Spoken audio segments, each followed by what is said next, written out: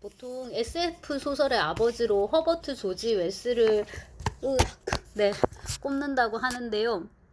이렇게 세 작품이 대표작인데 어제 이 보르헤스도 이거 세 개가 제일 재밌는 작품이라고 좋은 작품이라고 이렇게 꼽았나 봐요. 근데 마침 이제 국내 번역도 있고 해가지고 제가 휘리릭 사가지고 이제 휘리릭 봤는데 요 타임머신은 이제 시간 관련 SF의 원조라고 이제 할 수 있는 건가 봐요.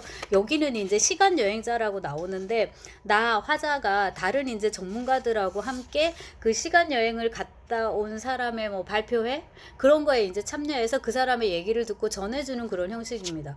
이 타임머신이 1895년에 썼는데 네, 19세기 말에 이런 거를 상상했다라는 게 너무 놀랐고요.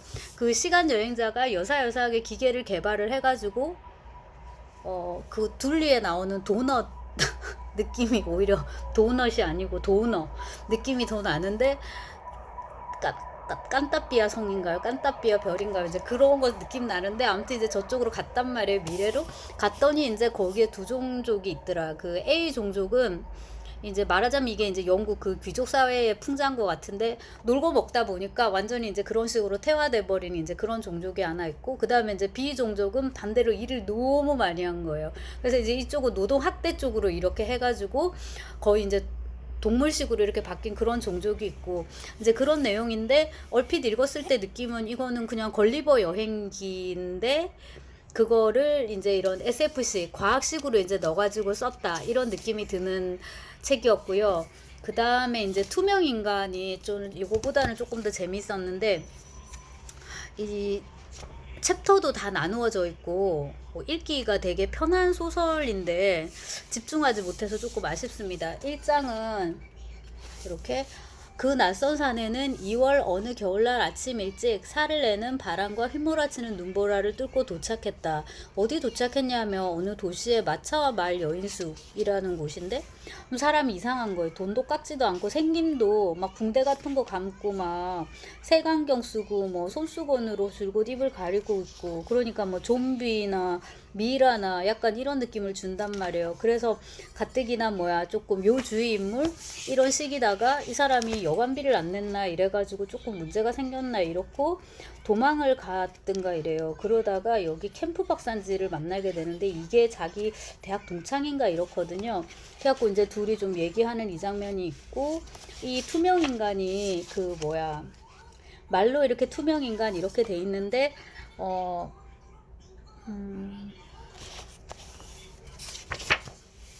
일종의 병 이런 건 것 같거든요. 근데 이제 이 사람이 이 자신의 일종의 투명성 이걸 이용해갖고 딱히 좋은 짓을 한 게 아니란 말이에요. 그래서 이제 붙잡혀야 마땅한 건 것 같고 막판에 가서는 결국엔 이제 잡히는 걸로 이렇게 돼요. 파멸되는 걸로 얼굴을 덮어요. 한 남자가 말했다. 제발 그 얼굴을 덮어주세요. 이렇게 선천성 색소 결핍증 때문이었다. 머리털과 수염이 새하얗고 이게 나이 들어서 생 게 아니라 이렇게. 그래서 이제 아무것도 없는데 점점점 나타나요. 이제 발도 나타나고 있고 어떻게 저떻게 이렇게. 그래서 그 마법 동화 이런 데 나오는 투명 인간 그러니까 뭐 망토를 뒤집어 쓴다든지 모자를 뒤집어 쓴다든지 하면 이제 없어지는 거 투명해지는 거 그거 플러스 그 다음에 이제 과학하고 이제 이렇게 접점을 찾아가지고 그렇게 이제 쓴 소설인 것 같은데 제가 아주 꼼꼼하게 못 봤고 그 다음에 이제 모로 박사의 섬인가 봐요. 더 아일랜드 오브 닥터 모로인데 이것도 이제 영화가 있는데 우리나라에 소개될 때는 모로 박사의 DNA 그렇게 소개가 됐다고 합니다. 근데 이것도 뭐야 내 삼촌 에드워드 프렌딕은 익사한 것으로 알려져 있는데 해가지고 내 삼촌의 이야기를 조카가 들려주는 식입니다. 근데 이제 이야기는 뭔가 이제 이것도 SF의 효시인데 이런 DNA SF의 효시인 거예요. 그러니까 AI하고는 또 다르죠. 인공지능하고 그거는 그러니까 과학의 힘으로 순전히 과학의 힘으로 뭔가를 근데 비슷할 것 같아요. 이거는 그러니까 인간의 DNA하고 동물의 DNA를 섞는 그런 실험을 이 모로 박사가 자기만의 섬에서 하는 거거든요. 그러니까 이거 완전 불법인 거잖아요. 근데 이제 그거를 여기 이제 내 삼촌이 익사한 걸로 알았는데 사실은 그게 아니라 구조가 됐단 말이에요. 근데 이게 이제 모로 박사가 부리는 조수가 있는데 그게 몽고메르 이름이. 그러니까 사실은 그 모든 게 다 뭐야 그 다 음모였던 거지. 그래서 이제 몽고메리한테 이렇게 이제 몽고메리와 모로 박사 여기에 이제 가가지고 생체 실험에 당할 뻔, 생체 실험을 당할 뻔 하는 거죠. 거기서 이제 보고 들은 거 이런 걸 이제 쭉 묘사를 하는데 이게 이제 그 결국에는 뭐야 이 비극으로 끝날 뻔 하는데 이 주인공은 살아요. 그렇게 이제 되는 걸로. 그래서 저는 이게 내용은 이렇게 과학이지만은 스토리 전체는 이거는 완전히 로빈슨 크루소를 연상시키는구나. 이제 배가 있어야지 타고 나가고 어디 섬에 가서 이제 짱 바뀌고 이제 이렇게 하니까 그리고 이제 나는 어쨌거나 돌아서 이렇게 나오게 돼요. 그렇게 희망과 고독 속에서 내 얘기를 마친다라고 이제 이렇게 하는 거죠. 그래서 이제 그 요게 있고 그 다음에 마침 번역이 돼 있길래 이거를 한번 또 사서 봤는데 우주전쟁 요거는 이제 스페이스 오디세이 그러니까네 우주물의 또 원조인 거예요. 그러니까 허버트 이 조지 웰스는 진짜 왜 이 사람이 SF의 아버지라 불리는지 알겠는데 80년 살았더라고요. 이 사람이 1866년에 태어났나 그런데 옛날 사람이란 말이에요. 그러니까 19세기 작가인데 1866년에 태어났는데 1946년에 돌아가셔서 꼬박 80년을 살았는데 거의 죽기 직전까지 너무나도 왕성하게 집필 활동을 하시고 그러니까 이러저런 다양한 이제 작품들을 쓰고 그 다음에 이제 에세이 같은 것도 많이 쓰고 심지어 세계사 책도 있더란 말이에요. 그러니까 굉장히 박식하고 이제 다양한 종류의 이제 글쓰기를 했는데 그 중에 또 하나가 우주전쟁이에요. 요게 아마 그 고교생용으로 줄인 게 아닌가 싶은데 화성에서 쳐들어와요. 근데 이게 호버트 웰스가 쓸 때는 화성에 이제 그 이름 까먹었는데 누가 망원경을 발명을 해가지고 이렇게 화성을 보니까 뭔가 생명체가 있는 것 같다는 거죠. 그리고 그 생명체는 지능이 있는 고등한 것일 것이다 라는 이제 그런 추측이 있었나 봐요. 그래서 이제 얘들이 쳐들어온다 이런 식으로 이제 설정을 했는데 이 화성에서 온 괴물들의 생김새가 여기에 나오는 게 원조였나 보대요. 머리통이 크고 그러니까 사실상 뇌가 몸이고 그 다음에 이제 촉수 같이 이렇게 생긴 약간 이제 촉수와 뭐라고 해야 될까 그 해파리 다리인가요 뭔가요 그런 느낌의 이제 모시기가 좀 달려 있고 그 다음에 이제 얘들이 먹고 사는 방식인데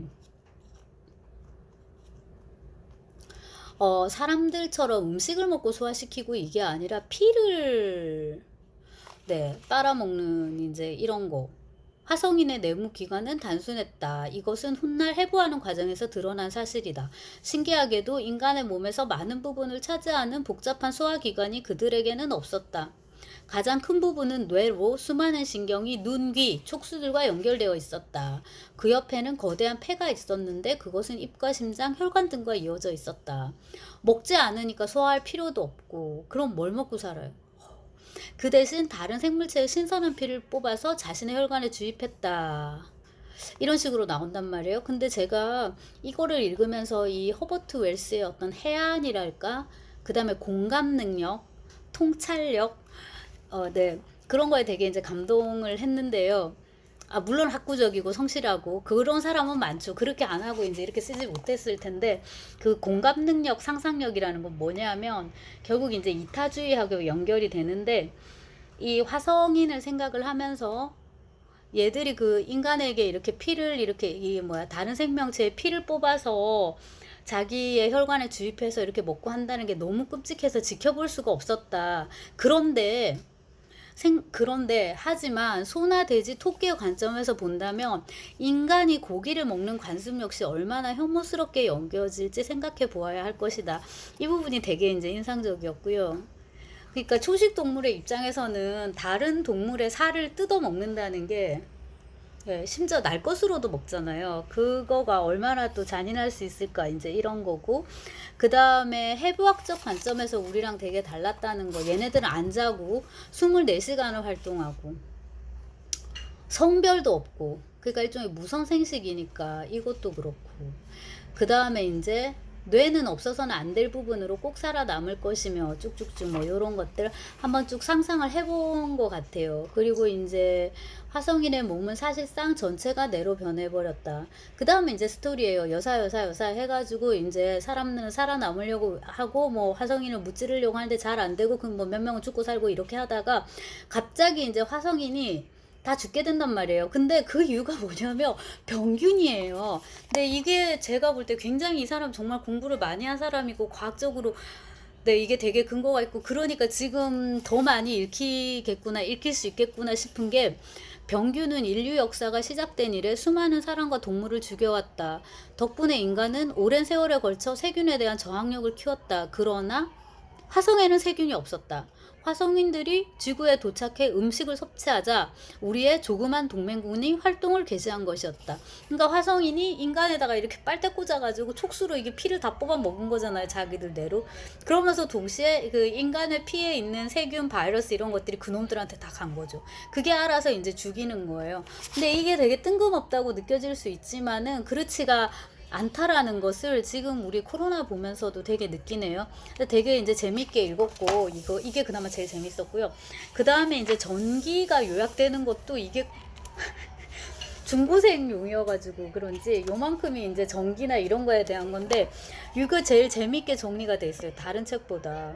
그러니까 이게 웰스가 보니까 부잣집 말하자면 그 귀족이 아니더란 말이죠. 출생 자체가 그 부모님들이 아버지는 작은 도자기 가게를 하는 상인이었고 어머니는 귀족 집안의 가정부였다라고 그래서 이제 힘들었는데 공부를 이제 잘한 거죠. 그래서 18살에 런던 대학의 전신인 왕립과학 학교에 들어갈 수 있었고 거기서 이제 진화론하고 생태학, 생물학 이런 걸 배우는데 그 선생님이 누구냐 하면은 그 아돌스 헉슬리의 할아버지인가인 그 토머스 헉슬리입니다. 근데 이제 워낙 본인이 똑똑한 그 공부를 이제 잘 한 거죠. 그렇게 하다가 교사 생활을 했던 모양인데 폐가 안 좋았나 봐요. 그 무슨 폐병에 걸려가지고 잠시 쉬는 동안에 글을 이제 본격적으로 쓰고 글을 아마 쓰는 걸로 이렇게 방향을 틀었던 것 같더라고요. 근데 이렇게 보면은 말씀드렸듯이 다양한 분야에 대해서 다양하게 썼다고 이제 말씀을 드렸는데 이제 기본적으로 이 지구에는 인간만 사는 게 아니다라는 게 이제 이 사람의 전제였던 것 같고 그거를 가지고서 이렇게 상상력을 발휘해서 다른 종도 한번 보는 거죠. 그러면 이제 아까 말한 그런 거 우리가 화성인이 이렇게 피를 뽑아 먹는다는 걸 보면은 되게 잔인하지만 다른 동물들이 우리를 보면은 우리가 이렇게 고기를 먹는 거는 굉장히 상상할 수 없는 일일 것이다. 이런 거 이런 이제 상상력을 생산적으로 이제 이렇게 넓혀가는 그런 거고 당연히 이제 그 타자를 이해하려는 노력 공감 능력 그쪽으로 이제 상상력을 발휘하다 보면 이걸 이제 현실적으로 가져오면 정치적으로 가져오면 당연히 이제 계급 갈등 이런 게 될 거 아니에요. 그리고 이제 영국에서 태어났으니까 그 어느 나라보다도 이제 자본주의도 빨리 발달하고 그 다음에 제국주의 이런 거를 이제 많이 직접 이제 몸으로 겪은 건데 이것도 우리처럼 식민지 국가의 지식인으로 겪는 게 아니라 제국의 지식인으로 겪는 거니까 확실히 보는 안목이 다르다라는 생각이 들고 그 쓸 때의 어떤 여유로움 이런 게 보이는 것 같아요. 어떤 그 형식의 안정됨, 챕터도 딱딱딱 나눠져 있고 근데 이제 머리는 깨어 있고 말씀드렸듯이 공감 능력, 뭐 상상력, 확장력 뭐 이런 게 있다 보니까 당연히 사회주의로 기울거나 적어도 이제 그거에 관심을 가지게 되고 20년에는 소련이죠. 옛날에 구소련을 방문해서 레닌을 만나기도 했다고 이제 이런 얘기가 나옵니다. 근데 실제로 읽다 보면은 이제 그런 대목들이 근데 영국식 사회주의는 우리가 생각하는 그런 소련의 러시아의 사회주의하고는 아주 다릅니다. 네, 다르고요. 그리고 이제 워낙에 텍스트가 재미있다 보니까 여러 가지 이제 영화라든지 뭐든지 이런 걸로 이제 많이 만들어지고 그렇습니다.